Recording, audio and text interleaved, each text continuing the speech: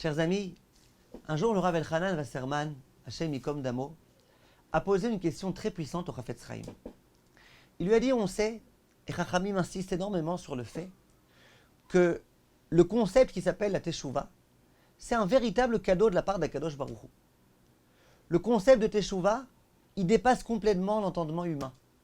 Le concept de Teshuvah, c'est une bonté de la part d'Akadosh Baruch Hu. Tu as fait du mal, toute ta vie tu as fait du mal, tu t'es mal comporté, tu devrais être puni.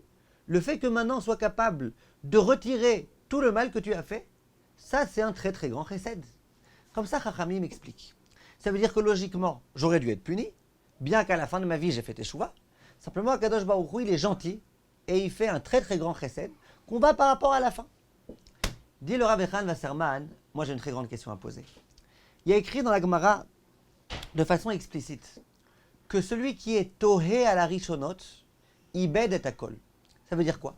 Soit quelqu'un qui toute sa vie a accompli des mitzvot, du matin jusqu'au soir. Et à la fin de sa vie, il dit ouais, dommage que j'ai fait des mitzvot, dommage, j'aurais pu toute ma vie faire des averot, me kiffer la vie, etc. Dommage, dommage, dommage, dommage. Tohé à la rishonot, c'est-à-dire qu'il remet en cause toutes les mitzvot qu'il a accomplies au début. Que fait-on avec lui? Est-ce qu'il aura un salaire ou est-ce qu'il n'aura pas de salaire? Dit la Gemara, ibed et akol. Il a tout perdu. Celui qui est tohé à la rishonot, il a tout perdu. C'est-à-dire que celui qui suit l'itinéraire inverse du choser b'teshuvah, il a tout perdu. Le choser b'teshuvah, toute sa vie, il s'est mal comporté. À la fin, il fait teshuvah. Et notre homme ici, toute sa vie, il s'est bien comporté. À la fin, il fait ce qu'on appelle en ivrite chazar b'she'ela. Au lieu de faire teshuvah, il est devenu complètement à l'encontre d'Akadosh Baruch Hu. Dit le Rav Elchanan Wasserman, alors c'est pas très logique ce qu'on dit ici. Pourquoi? Si tu me dis que le tohé à la rishonot, bien que toute sa vie il a accompli beaucoup de mitzvot, à la fin on lui enlève tout. Ça veut dire quoi? C'est-à-dire que la logique est qu'on va par rapport à la fin. Si à la fin t'es mauvais, on t'efface tout. Donc si c'est comme ça, c'est normal que celui qui fait teshuvah, qu'on lui donne finalement un salaire et que finalement on lui efface sa avérote. Pourquoi? Parce que tu vois qu'on va par rapport à la fin. Toute ta vie, tu as fait des bêtises, d'accord? Mais si à la fin, tu es bon, on va par rapport à la fin. Donc, c'est pas vrai de dire que c'est un chesed, le fait qu'on accepte la teshuvah de l'homme. Le fait que si finalement il est bon, on accepte sa teshuvah. C'est pas vrai de dire que c'est un chesed. Puisque tu vas dans le sens inverse, où c'est pas du tout du chesed, on suit aussi cette logique-là. Quand quelqu'un toute sa vie, il a fait des mitzvot, le chesed, ça aurait dû lui donner un salaire. Tu dis non, puisqu'à la fin, il a fait une volte-face, on lui donne rien. Donc, visiblement, c'est que c'est logique. On va toujours par rapport à la fin, au moment où on doit te payer. On voit par rapport où tu en es au moment où on doit te payer. Alors, comment ça se fait qu'on dise que la teshuvah, c'est un tellement grand chesed de la part d'Akadosh Baruch Hu? Non, c'est normal. C'est la question du Rav Elchanan Wasserman. Le Chafetz Chaim, il a répondu. Il a dit, en fait, je vais t'expliquer. Il lui dit, il y a deux types de teshuvah. Il y a une teshuvah qu'on qualifie de teshuvah me'ahava, et il y a une teshuvah qu'on qualifie de teshuvah mi'ira. Teshuvah me'ahava, c'est-à-dire que l'homme, il est conscient de la grandeur d'Akadosh Baruch Hu, il est conscient du fait qu'il s'est mal comporté, et donc, il regrette. Il regrette le mauvais comportement qui était le sien. Un peu comme le tohé à la rishonot. Toute sa vie, il a fait des mitzvot, à la fin, il regrette les mitzvot qu'il a accomplis. Ça, c'est teshuvah me'ahava. Il y a un autre concept qui s'appelle teshuvah me'ira. Ça veut dire toute ma vie, je suis mal comporté.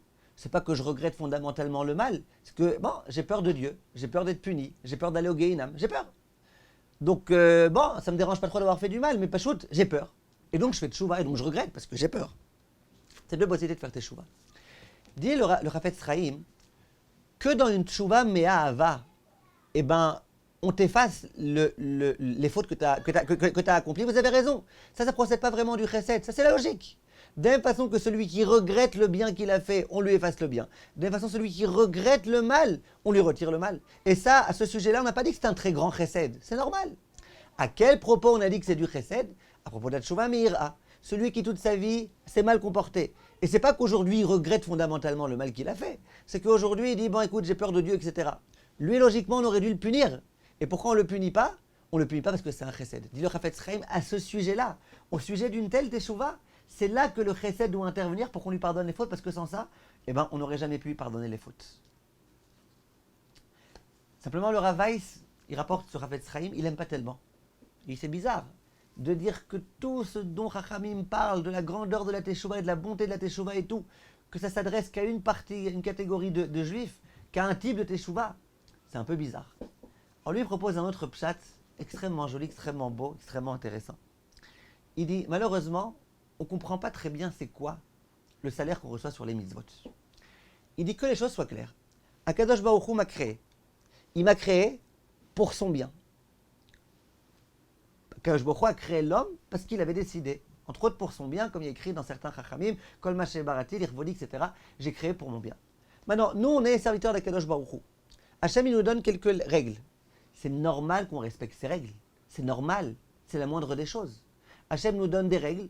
Eh bien, c'est la moindre des choses qu'on puisse accomplir ces règles et qu'on doive accomplir ces règles. Est-ce qu'on doit recevoir un salaire pour les autres qu'on accomplit? Logiquement, non. Logiquement, non. Hachem il aurait pu dire, tu fais pas ce que je te demande, je te tue. Tu fais ce que je te demande, c'est la moindre des choses. Simplement, Hachem, eh ben, il est gentil avec nous.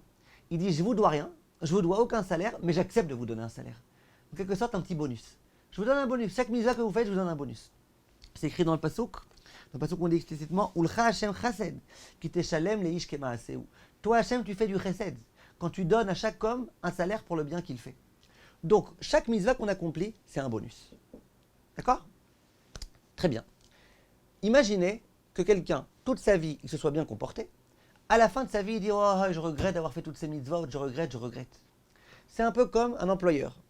Un employeur qui emploie un employé et qui lui dit, voilà, toi, tu vas devoir faire ceci et cela, tu seras payé tant et tant. Et puis allez, moi je suis d'accord de te donner un petit bonus de temps en temps. Imaginez que l'employé, il fasse un sale coup, qu'en plein milieu du mois, il s'en aille, sans prévenir, sans rien du tout.